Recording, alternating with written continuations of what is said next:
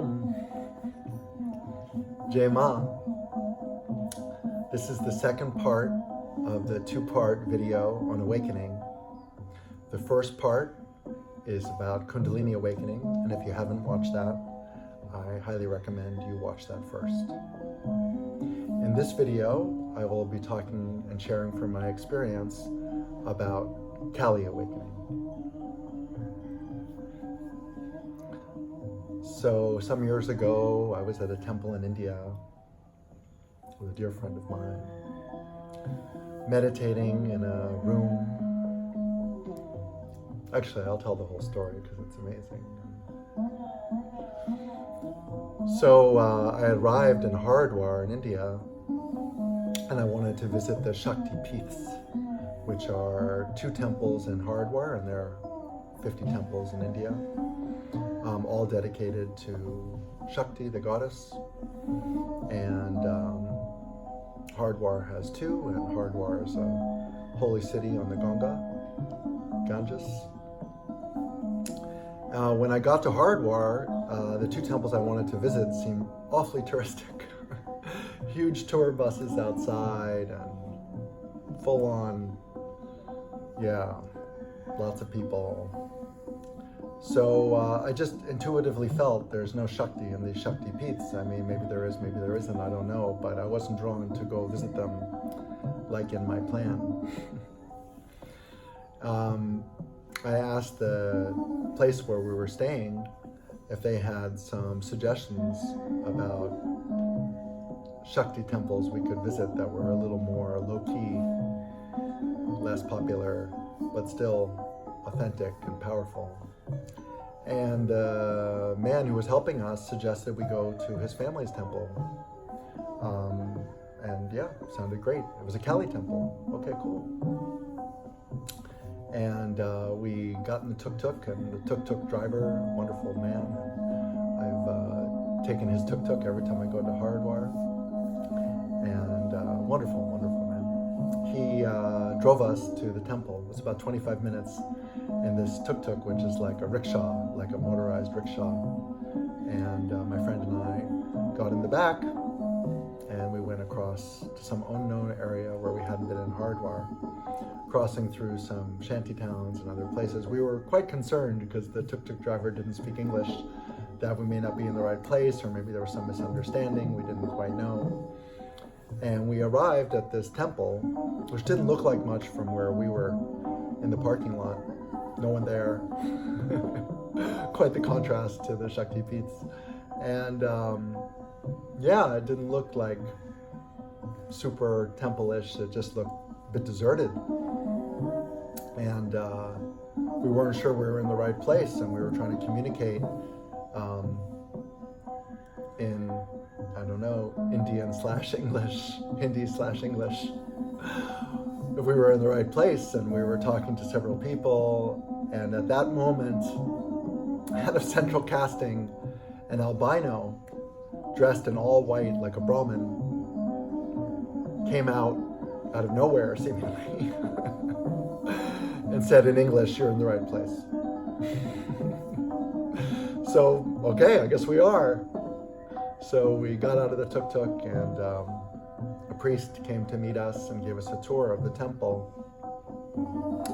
And he brought us down to a room that had a fireplace that they told us had been going on as long as the temple had been there. For how many years, we don't know. But it was a perpetual fire. The priests constantly maintained the fire.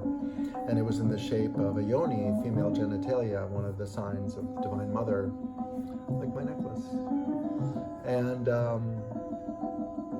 we went down to this room, and we felt it out. And in the carvings in the wall of this room were the Das Mahavidya, the 10 wisdom goddesses, all aspects of Kālī.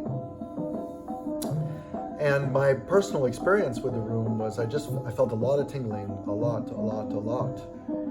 So I knew it was powerful and there was something there.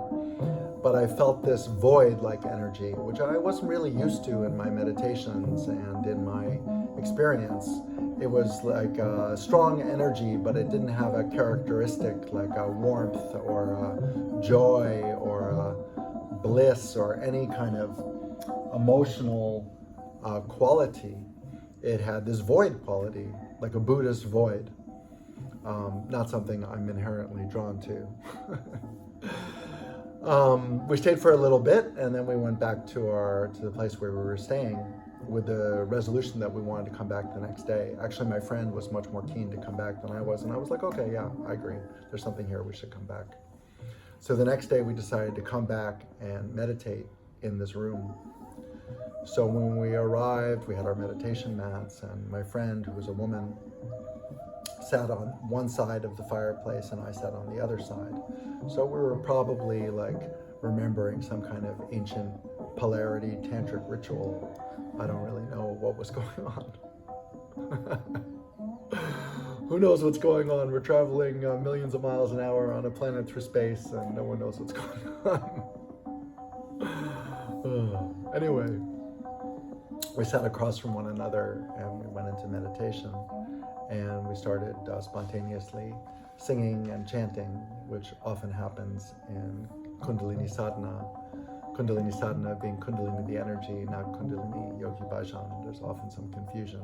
So when I talk about Kundalini yoga or Kundalini sadhana, I mean it in that sense, not the trademark Kundalini yoga by Yogi Bhajan. So we were in the midst of our meditation, and after about 15 minutes, I had the intuitive insight to switch positions. So now she sat at the other end of the fireplace, and I sat at the end she was sitting at. And very quickly, an overwhelming, powerful energy grabbed hold of me.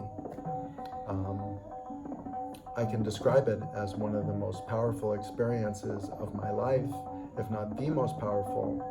And I felt this energy, or this presence and energy. Words are difficult in these circumstances, but I'm doing my best. Enter my being, or emanate within my being. And I started roaring. And when I say I started, I don't mean from my will. I mean the roaring was a spontaneous emanation from my being. Very strong roaring, and my tongue came out of my mouth spontaneously and started lolling. You know, they say in the scriptures, Kālī's lolling tongue. I can't even demonstrate it to you without it actually spontaneously happening. So that's what it was like, because that's what it is. So I was roaring, tongue out, the whole business, and it felt like, I have to say, like I was a bit concerned. What's going on? But I knew it was good for me. I knew it was amazing. I knew it was strong and powerful. If I hadn't been actually in a Kālī temple, I might have been a little more frightened. But since I knew I was in a Kālī temple, and all the energy there had been inviting, and I was with my friend, so I felt safe, that I just let it roll, man. Like, what are you gonna do in this circumstance? Like, yeah, let it roll.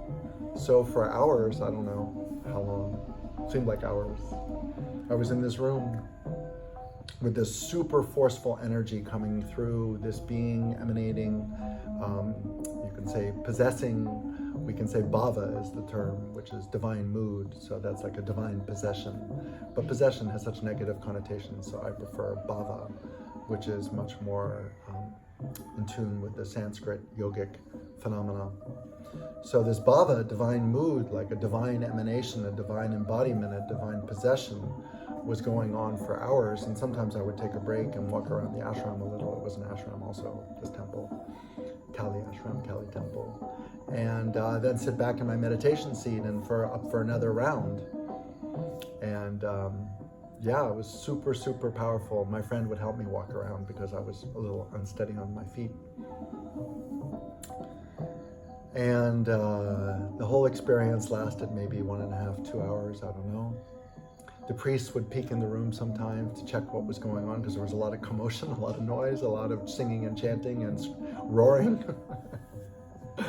And they just tended to the fire and checked if everything was okay, but they didn't throw me out or anything. That's always one thing that I get, my personality becomes nervous about in these situations, and I'll tell you other stories in the future where I often think I'm going to be thrown out. Maybe it was happening to me as a child or past life, or I don't know, some residual fear about that. But no, they didn't throw me out. They just all let it transpire, and it's beautiful.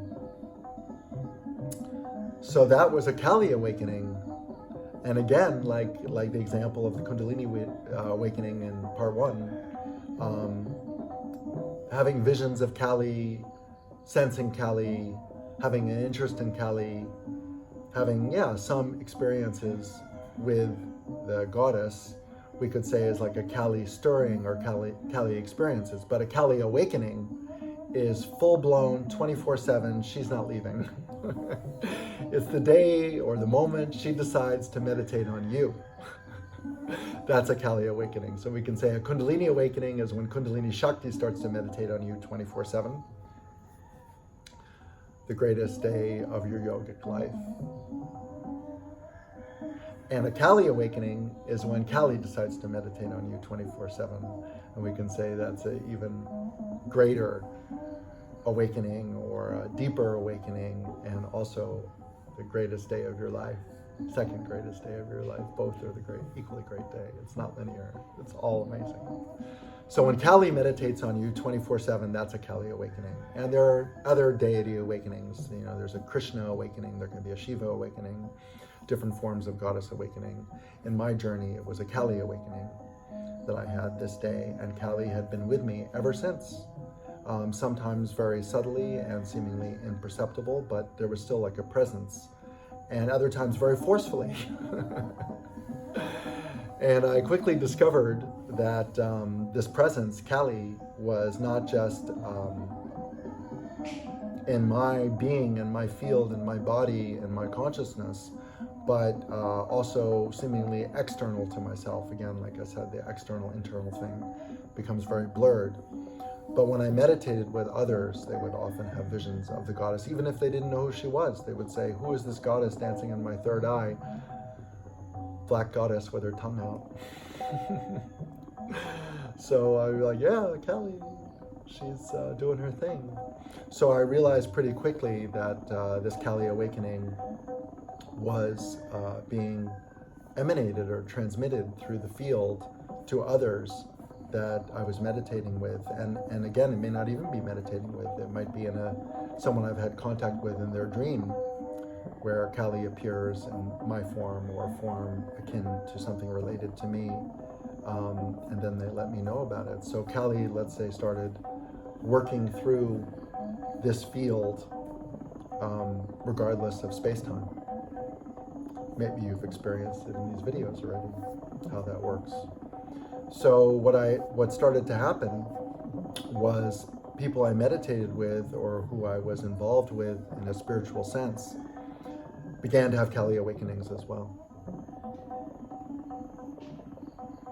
So Kālī, for her own reasons, grace, love, joy, bliss, awakens in others through this field. That's why I call the videos Kālī Shaktipat, because it's Kālī and her grace working through the field to awaken others to her grace, to her joy, to love, to be love realized, to be Ma realized, to be Kālī realized, to be self-realized, whatever words you'd like to say. So this path in these videos that I'm sharing is that path. It's the path of Kālī awakening, Kālī Bhava and Kālī awakening. Why would we want such a thing? Well, I will just say from my journey that it's the super fast track. Yes, Kālī has lots of weapons you might see in her iconography, but as I say in the Matrix, they're for your own protection. But it's true. She's going to cut, slice, dice, dissolve, whatever doesn't serve. And it's the super fast track, very efficient. Yogis are praying to Kālī because of that. one of the reasons is because she's the super fast track to self-realization. So the day that Kālī awakens within you and starts meditating on you 24/7, that's when your yogic journey, your journey to self-realization is like the turbo booster, the Kālī Ma turbo booster. And that's what I'm offering in these meditations and through this school of yoga, is that path to realization. Om Jai Ma.